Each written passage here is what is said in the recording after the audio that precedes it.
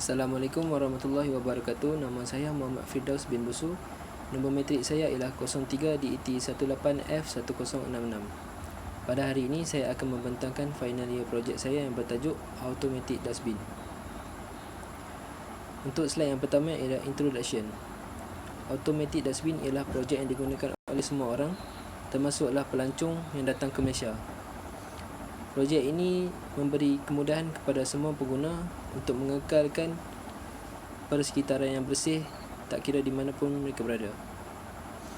Untuk poin yang kedua, projek ini boleh mendapat impak yang positif.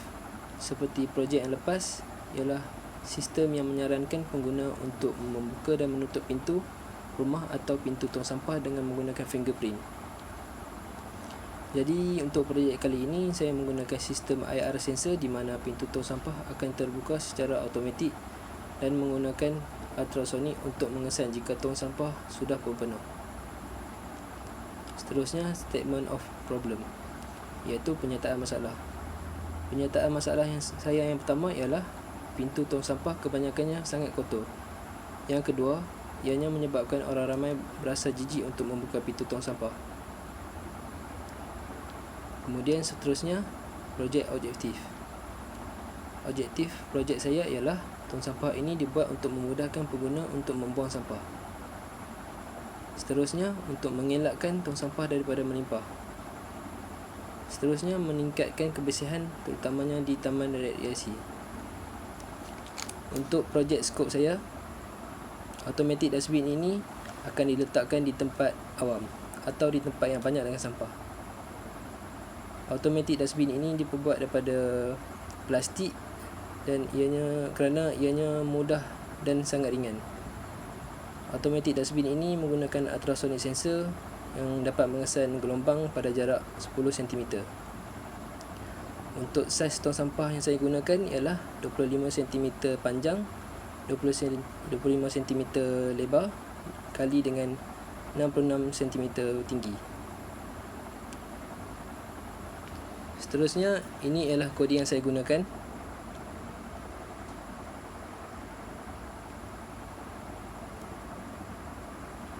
Ini ialah block diagram saya. Pertama sekali, dari input akan pergi ke Arduino dan seterusnya pergi ke IR sensor. Apabila IR sensor dapat mengesan sebarang gelombang, ia akan pergi ke output di mana pintu tong sampah akan dibuka secara automatik. Kemudian, dari Arduino pergi ke ultrasonic sensor. Apabila ultrasonic sensor dapat mengesan gelombang pada jarak 10 cm, buzzer akan berbunyi. Dan ini pula ialah flowchart saya.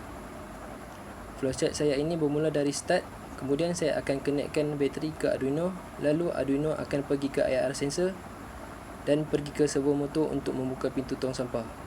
Seterusnya dari Arduino pula, ia akan pergi ke ultrasonic sensor. Jika ultrasonic sensor dapat mengesan gelombang pada jarak 10 cm, lalu ia akan pergi ke output, iaitu buzzer akan berbunyi. Ini ialah skematik circuit saya. Dan ini ialah komponen-komponen yang saya gunakan, seperti Arduino Uno, servo motor, ultrasonic sensor, sensor infrared, buzzer. Dan ini ialah total cost saya, iaitu anggaran perbelanjaan untuk projek saya. Ini pula ialah milestone untuk projek 1 saya. Ini milestone projek 2 saya. Untuk kesimpulan, saya mendapati subjek ini dapat membuka minda pelajar dan dapat mendedahkan kebolehan masing-masing. Kedua, subjek ini menggabungkan teori dan praktikal dalam satu skop.